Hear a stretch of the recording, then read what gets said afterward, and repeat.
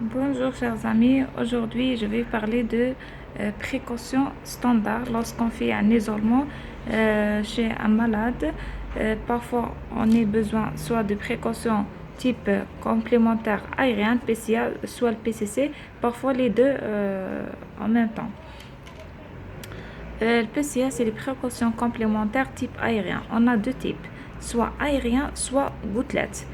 Pour l'aérien, c'est lorsque les particules responsables de l'infection est de petite taille, c'est-à-dire nécessite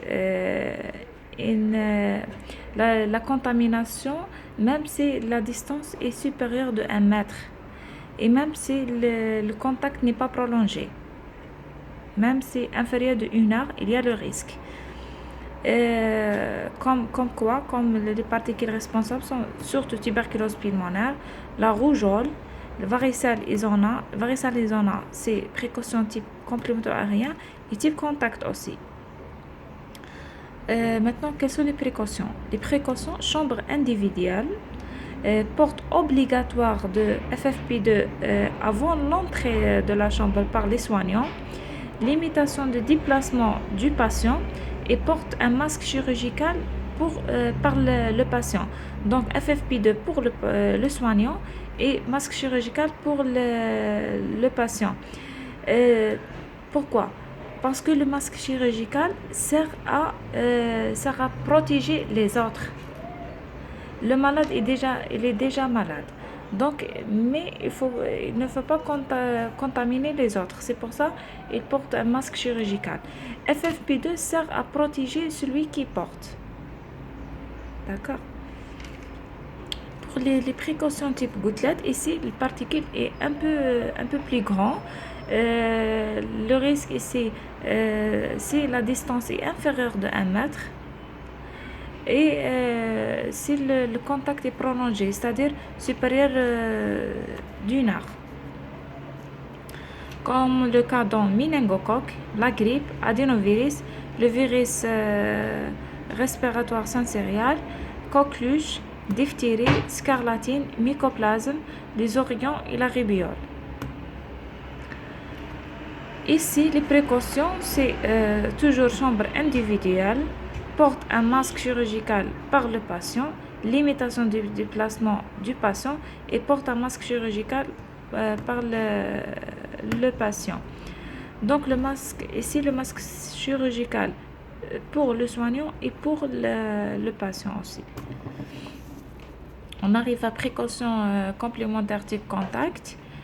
Ici, surtout pour les bactéries multirésistantes, BMR, BLSE, staph. Ici, les précautions pour staphylocoque méticilline résistant, pas pour staph sensible. Certaines infections entériques type Clostridium difficile, l'hépatite A, certaines infections cutanées type herpès, zona, la gale, pédiculose, maladies infectieuses infantiles comme le rotavirus, le virus respiratoire syncytial. Mais attention, pour le virus respiratoire syncytial, PCC et PCA, les deux. Type gouttelette et type contact. Et aussi les fièvres hémorragiques virales.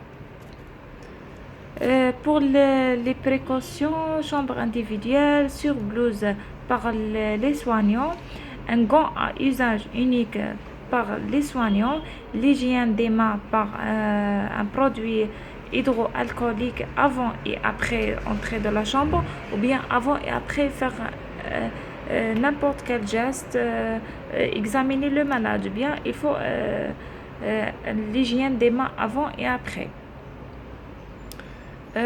Limitation de déplacement du malade bien sûr et couvrir tous les plis infectés. Donc c'est ça pour les précautions type aérien et type contact. Pour le Covid, c'est les précautions aériennes, PCC et PCA les deux, surtout au début de l'infection. Mais actuellement, c'est beaucoup plus type gouttelette, c'est-à-dire la distance, il faut une distance supérieur de 1 mètre avec un contact prolongé supérieur d'une heure. Et pour les masques chirurgicaux pour les patients, les sujets infectés pour ne pas transmettre la maladie, pour protéger les autres, d'accord? Et pour les personnels, les soignants, porter un FFP2. Et merci.